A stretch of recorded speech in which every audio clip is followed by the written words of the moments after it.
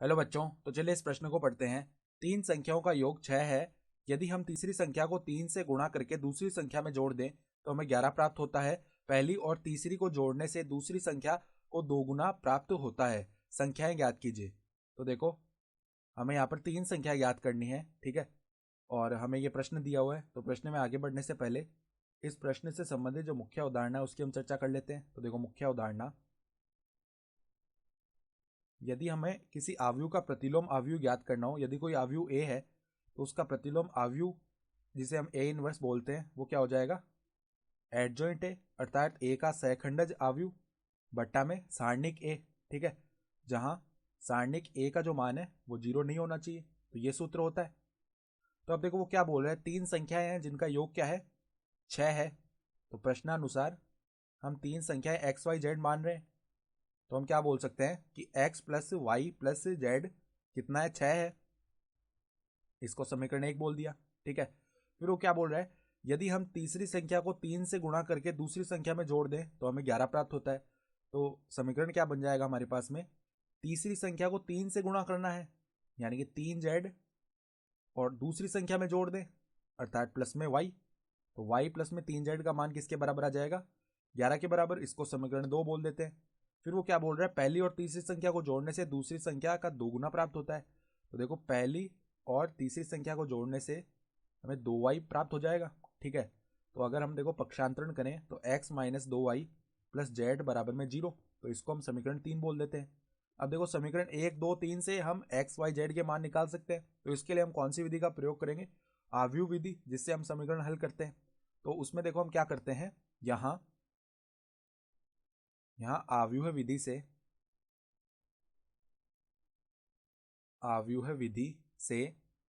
उसमें हम क्या करते हैं, देखो हम तीन आव्यूह मानते हैं।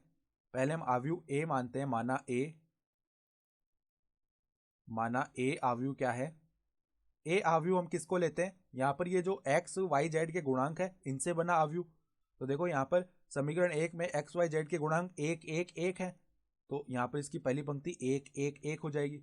फिर समीकरण 2 में एक्स वाई जेड के गुणांक क्या है, 0 1 3। फिर समीकरण 3 में क्या है, 1 माइनस 2 1।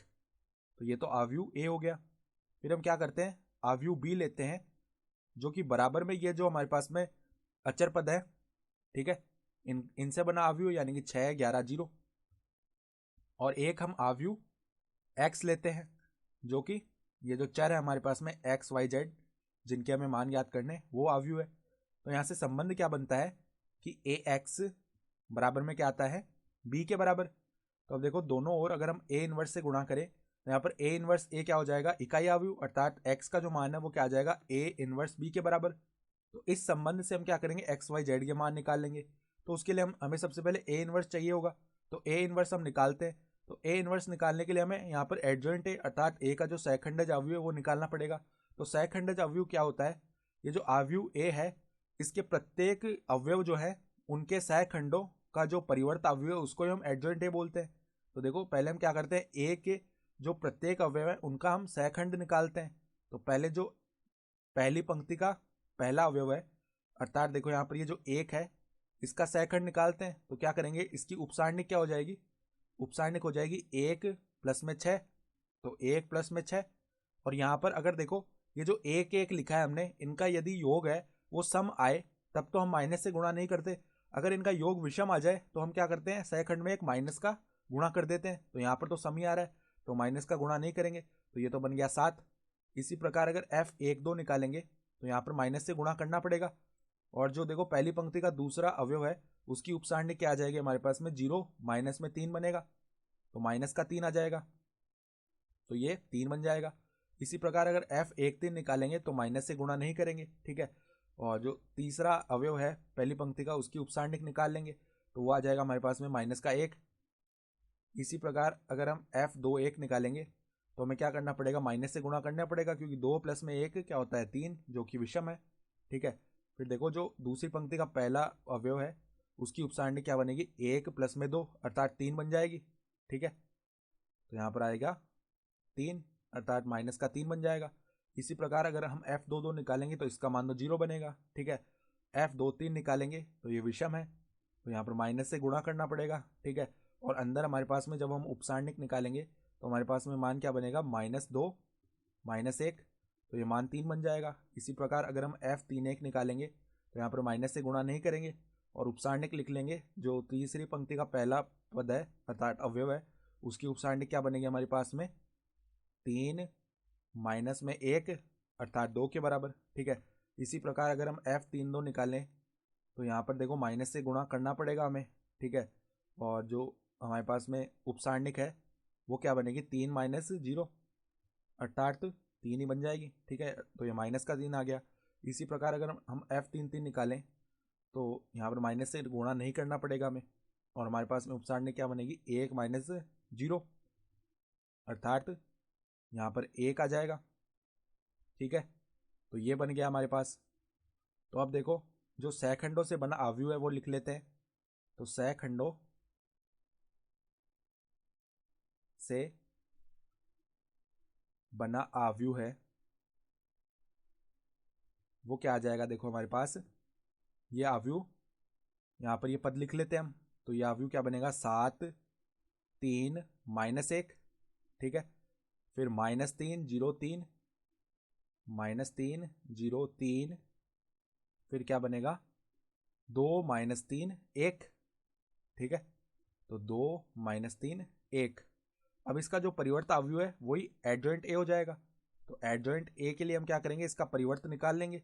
तो परिवर्त निकालते समय हम क्या करते हैं, प्रत्येक पंक्ति को प्रत्येक स्तंभ में रूपांतरित करते हैं और प्रत्येक स्तंभ को प्रत्येक पंक्ति में। तो ये क्या बनेगा, 7 3 -1 -3 0 3 और 2 -3 1। तो अब देखो हम क्या करते हैं, सारणिक ए निकाल लेते हैं। तो सारणिक ए निकालेंगे तो यहाँ पर जो आव्यूह ए है उसका हम प्रसार कर लेते हैं पहली पंक्ति के अनुदिश। ठीक है, तो यानी कि जो सारणिक ए है, आव्यूह का नहीं, यहाँ पे सारणिक का प्रसार करने वाले हैं। तो ए की जो सारणिक बनेगी उसका हम प्रसार कर लेते हैं पहली पंक्ति के अनुदिश। तो क्या बनेगा, 1 गुणा में देखो यहाँ पर क्या बन जाएगा, 1 + 6। फिर देखो 1 + 6 बन गया। ठीक है, फिर माइनस में 1 फिर क्या आ जाएगा देखो, फिर माइनस में 1 लिख लिया और 0 -3 बनेगा तो माइनस का 3 बन जाएगा। तो इसके अंदर माइनस का 3 आ गया। फिर प्लस में देखो ये पद है 1 गुणा में क्या आएगा, -1। तो 1 गुणा में -1, तो ये क्या बनेगा देखो, 7 + 3। ठीक है, और माइनस में 1 तो ये आ जाएगा 9 आ जाएगा। तो सारणिक का मान 9 आ गया और जो कि 0 के बराबर नहीं है। तो अगर यहाँ से ए इनवर्स निकाले हम तो वो क्या आ जाएगा देखो, ए इनवर्स बराबर में 1/9 और एडजॉइंट ए का मान कितना आ गया, 7 -3 2, 7 -3 2। फिर देखो क्या आ जाएगा, 7 -3 2 और क्या आ गया, 3 0 -3 3 0 -3 -1 3 1। ठीक है, ये आ गया एडजॉइंट ए का मान। तो ये ए इनवर्स का मान आ गया। अब हमने क्या लिखा था कि x का जो मान है वो किसके बराबर है, ए इनवर्स बी के बराबर। तो x का मान हम लिख लेते हैं, देखो x बराबर में ए इनवर्स बी। तो ए इनवर्स का मान है 1/9 गुणा में 7 -3 2 3 0 -3 -1 3 1 और गुणा में क्या है, b है। तो b का मान कितना है, 6 11 0। तो यहाँ पर देखो, तो देखो जो पहला अवयव है उसका क्रम है 3 × 3। ठीक है, और जो दूसरा अवयव है यहाँ पर इसका क्रम क्या है, 3 × 1। तो इनको गुणा करने पर जो अवयव आएगा उसका क्रम क्या हो जाएगा हमारे पास, उसका क्रम हो जाएगा 3 × 1। ठीक है, तो देखो अब यहाँ से क्या होगा, 1/9 इनको हम गुणा कर लेंगे।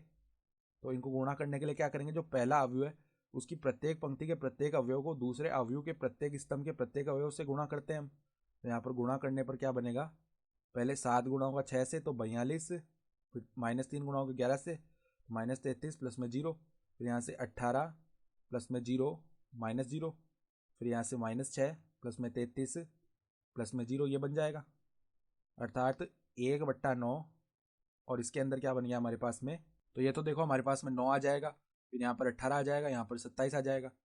तो इनके मान क्या बन गए हमारे पास में, इस आव्यूह के अंदर कितना आ जाएगा, 1 2 3 अर्थात हम क्या बोल सकते हैं कि एक्स वाई जेड बराबर क्या आ गए, 1 2 3 के बराबर। तो हम तुलना करेंगे यहाँ से, तो x बराबर में आ जाएगा 1, y बराबर में आ जाएगा 2 और z बराबर में आ जाएगा 3। अतः संख्याएं क्या होंगी, अतः संख्याएं क्या आ जाएगी, 1, 2 व 3। ठीक है, और यही हमें निकालनी थी, तो हमारा उत्तर भी यही हो जाएगा। तो आशा करता हूं कि आपको ये प्रश्न समझ में आया होगा। धन्यवाद।